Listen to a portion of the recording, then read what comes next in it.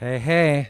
Hi, excited to be here. This is Alex and Priyanka live from Open Source Leadership Summit.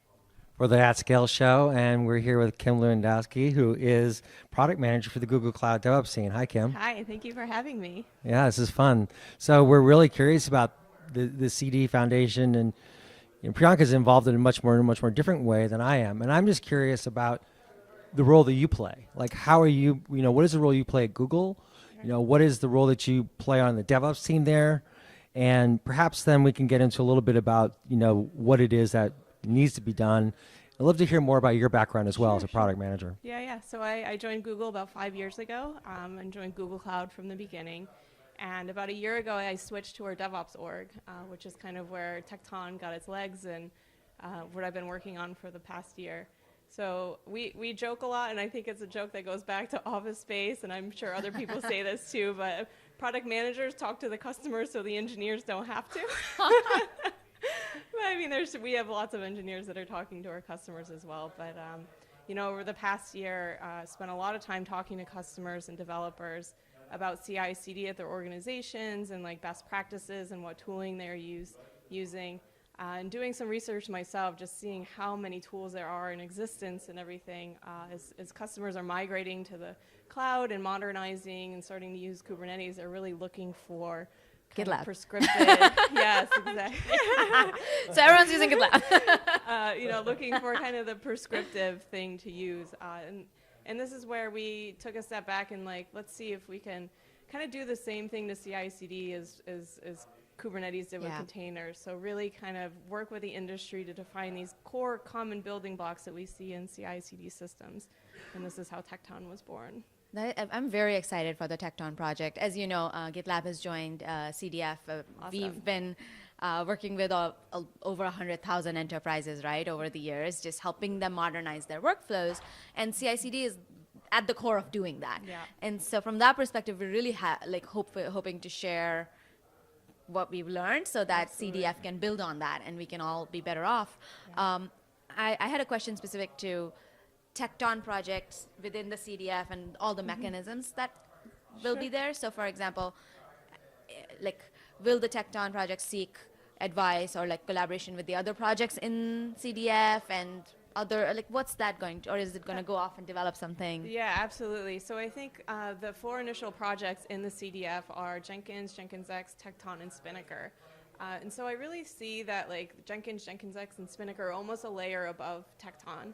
And so we will be working closely with them and seeing if we can help, kind of, again, establish those basic building blocks and nouns and terminologies that are common to all these CI/CD systems. Got it. And then once that's done, proliferate beyond or Exactly, no? Yes. exactly. I think the real value will be coming from the opinionated kind of solutions on top of the core building blocks. But if we can establish those core building blocks, then customers have so many more options for portability and interoperability. Yes. Plug and play different components from different vendors and everything. So I think it will be a good outcome if and when we get there.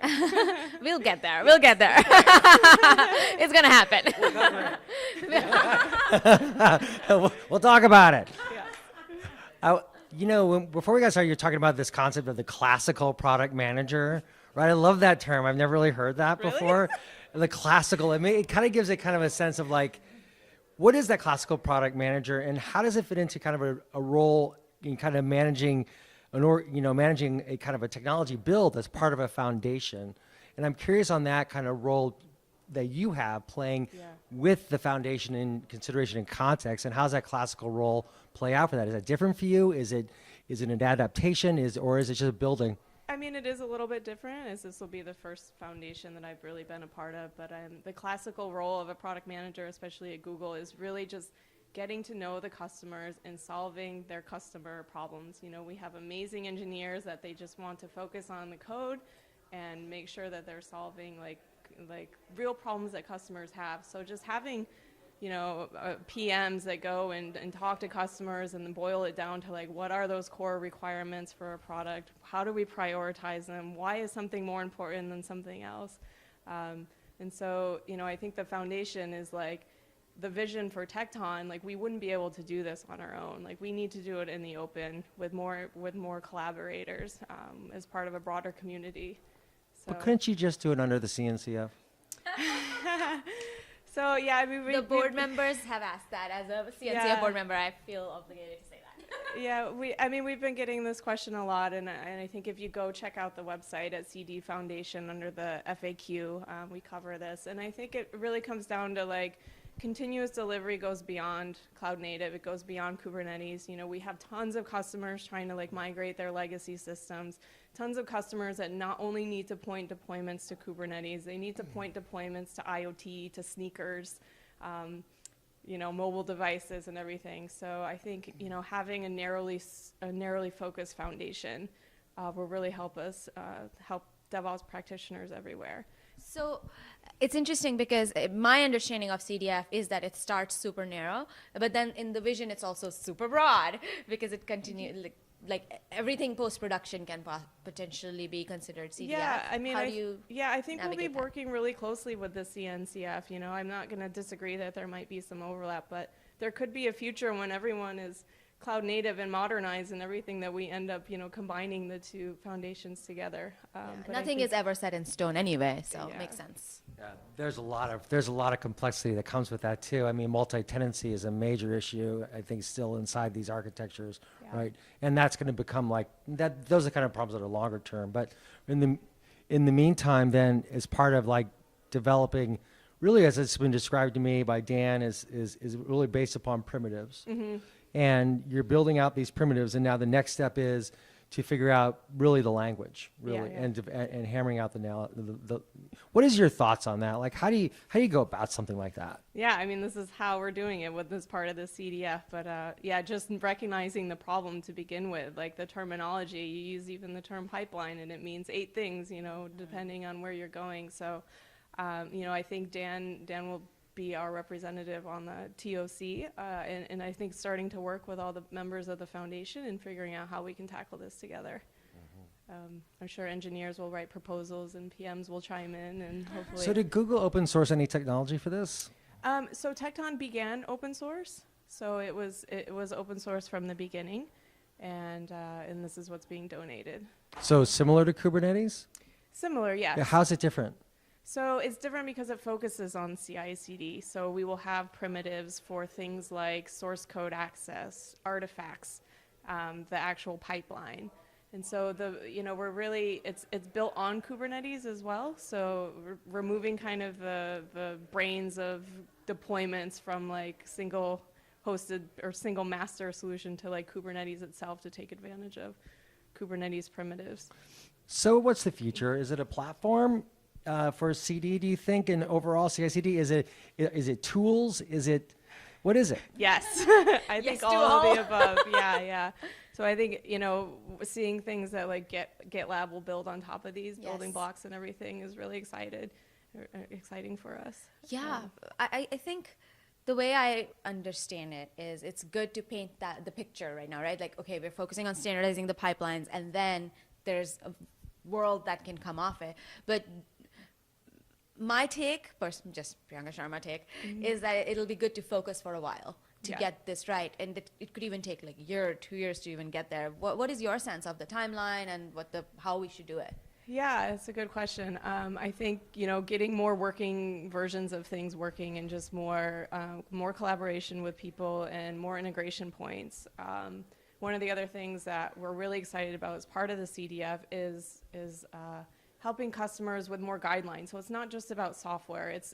We have really high hopes for security best practices and everything. So working with the CDF to establish like security guidelines that large companies can then go use and say, hey, you know, we're compliant because we follow these security methodologies and everything. So I think we'll see some more movement there pretty quickly. And yeah. So I actually have a question. So there's the TOC folks right now, which are, you know, the 4 project leads, and then the board will fill in more. At some point, we may donate the runners to the foundation or something like the GitLab runners. Yeah.